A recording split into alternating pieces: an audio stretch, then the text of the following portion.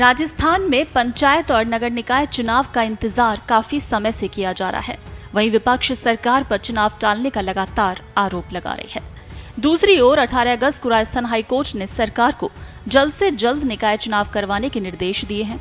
Court ने कहा कि परिसीमन के नाम पर सरकार निकाय चुनाव को अनिश्चितकाल के लिए टाल नहीं सकती, जिसके बाद राज्य निर्वाचन आयोग ने 19 अगस्त को बयान जारी कर कहा कि चुनाव कार्यक्रम की घोषणा 10 दिन में कर दी जाएगी।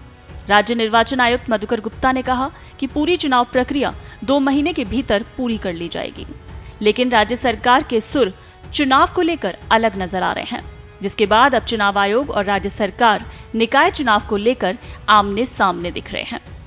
दरअसल नगरीय विकास मंत्री झावर सिंह खर्रा ने साफ कहा है कि सरकार दिसंबर में सभी 309 शहरी निकायों के चुनाव एक साथ करवाएगी।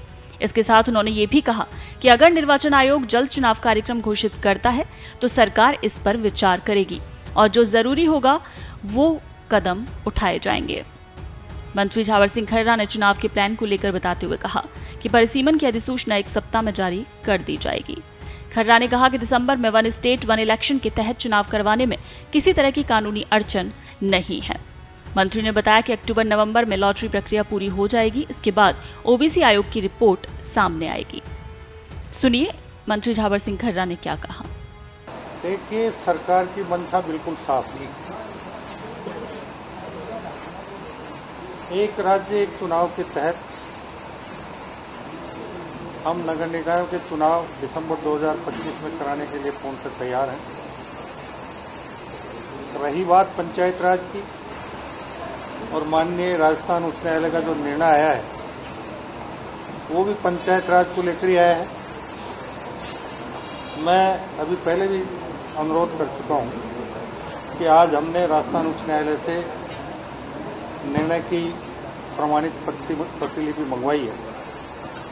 प्रतिलिपि प्राप्त होने के बाद उसका अध्ययन करके उसका विधिक परीक्षण करवाएंगे